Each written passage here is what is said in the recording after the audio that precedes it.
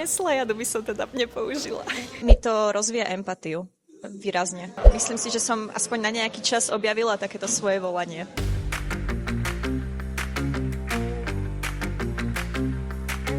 Venujem sa školeniu seniorov v rámci rôznych digitálnych tém, napríklad ich učím, ako používať AI v každodennom živote, alebo naposledy sme sa učili, ako používať Google a rôzne jeho funkcie. A práve Google Mapy sú skvelým zdrojom takýchto že užívateľských skúseností a zážitkov a viete si pozrieť presne, že hodnotenia ľudí, ktorí tam naozaj boli, ktorí to miesto navštívili, ako sa tam cítili, aké tam boli služby.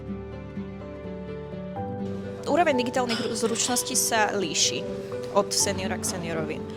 Povedala by som, že niektorí sú naozaj už takí pokročilí, že využívajú technológie na dennej báze, niektorí dokonca používajú AI na dennej báze, že s ňou komunikujú ohľadom vecí v domácnosti a podobne.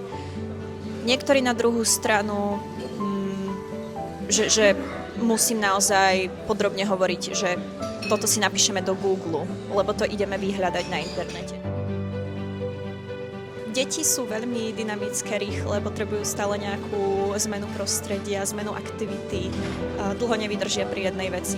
Seniori na druhú stranu môžeme sa ťahať s jednou aktivitou kľudne hodinku, ale naozaj ju preberieme do detailov, pokojne, pomaly a nakoniec tomu úplne porozumejú.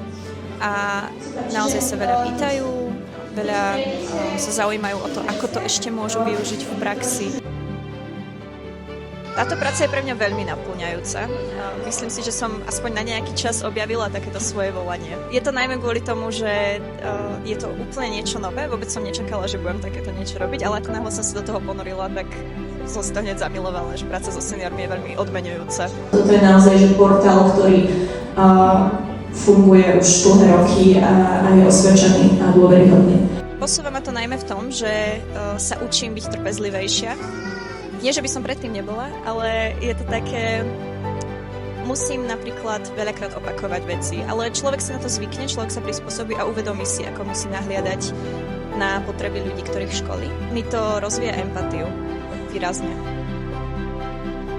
Určite musím prispôsobovať jazyk a slang, ktorý by som používala, keby som školila deti, sa vôbec nedá používať pri senioroch, samozrejme.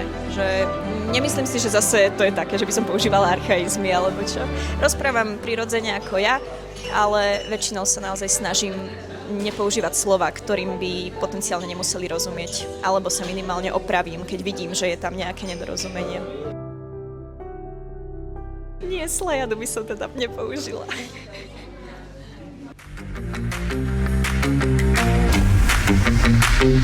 Thank you.